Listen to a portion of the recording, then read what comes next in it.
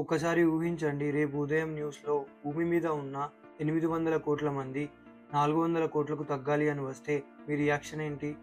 ఇటీవల సోషల్ మీడియాలో ఒక వార్త వైరల్ అయింది. Scientist says earth population should be reduced to 4 billion అని. అసలు ఇది నిజమా? లేక మళ్ళీ ఇంటర్నెట్‌లో వైరల్ అయిన మరో హాఫ్ ట్రూతా? ఈ వీడియో పూర్తయ్యేలోపు మీకు అసలు విషయం క్లియర్ అవుతుంది. మన భూమి మీద ఇప్పుడు 8 బిలియన్ కంటే ఎక్కువ మంది ఉన్నారు. ప్రతిరోజు కొత్త ఇల్లు, కొత్త కార్లు, ఎక్కువ కరెంట్, ఎక్కువ నీరు, ఎక్కువ ఆహారం ఇవన్నీ కావాలి. అందుకే అడవులు తగ్గుతున్నాయి, కాలుష్యం పెరుగుతోంది, వాతావరణ మార్పులు వేగంగా జరుగుతున్నాయి. ఇది అందరికీ తెలిసిన విషయమే. కానీ ఇక్కడే ఒక షాకింగ్ విషయం వైరల్ అయ్యింది.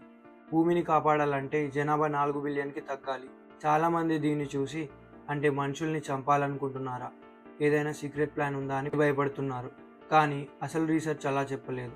వాళ్ళు చెప్పింది ఈ రోజు ఉన్న జనాభాను ఒక్కసారిగా తగ్గించండి అని కాదు. వాళ్ళు మాట్లాడింది చాలా దూర భవిష్యత్తు గురించి. వచ్చే ఎన్నో తరాల్లో కుటుంబాలు స్వచ్ఛందంగా తక్కువ మంది పిల్లలను కనడం, మెరుగైన విద్య, ఫ్యామిలీ ప్లానింగ్ ఇలాంటి వాటి వల్ల జనాభా నెమ్మదిగా తగ్గితే ప్రకృతిపై ఒత్తిడి కూడా తగ్గవచ్చని మాత్రమే చెప్పారు. ఒక చిన్న ఉదాహరణ, ఒక క్లాస్లో 40 మంది ఉన్నారనుకోండి. అందరికీ ఒకే ఫ్యాన్, అందరికీ ఒకటే వాటర్ కూలర్. అప్పుడు అందరికీ ఇబ్బంది అవుతుంది. అదే 20 మంది ఉంటే సౌకర్యం పెరుగుతుంది. అలాగే భూమి కూడా ఒక లిమిటెడ్ రీసోర్స్. కానీ ఇక్కడ ఒక ట్విస్ట్ ఉంది.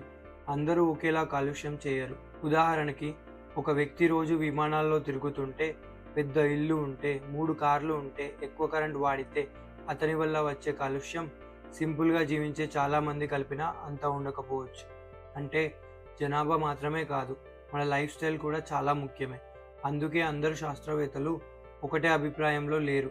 కొంతమంది జనాభా తగ్గితే ప్రకృతికి మంచిది అంటారు. మరికొందరు జనాభా కంటే పరిశుభ్రమైన ఎనర్జీ, తక్కువ కాలుష్యం, మంచి టెక్నాలజీ, వేస్ట్ తగ్గించడం ఇవే ఎక్కువ ఉపయోగపడతాయి అంటారు. అంటే సోషల్ మీడియాలో చెప్పినట్టు రేపటి నుంచి భూమి మీద సగం మంది తగ్గాలి అని ఎవరు చెప్పలేదు. అది వైరల్ హెడ్లైన్ మాత్రమే. అసలు విషయం, భూమిని కాపాడాలంటే జనాభా, జీవనశైలి, టెక్నాలజీ, శుభ్రమైన ఎనర్జీ అన్నీ కలిసి పనిచేయాలి. ఇప్పుడు మీ అభిప్రాయం చెప్పండి. భూమిని కాపాడడానికి ముఖ్యమైనది ఏంటి? జనాభా తగ్గడమా, లేక మన జీవనశైలి మారడమా? కింద కమెంట్ చేయండి. ఇలాంటి వైరల్ న్యూస్ వెనుక ఉన్న అసలు నిజాలను సింపుల్ తెలుగులో తెలుసుకోవాలంటే ఈ ఛానల్ని సబ్స్క్రైబ్ చేయండి. మళ్ళీ ఇంకో ఇంట్రెస్టింగ్ టాపిక్తో కలుద్దాం.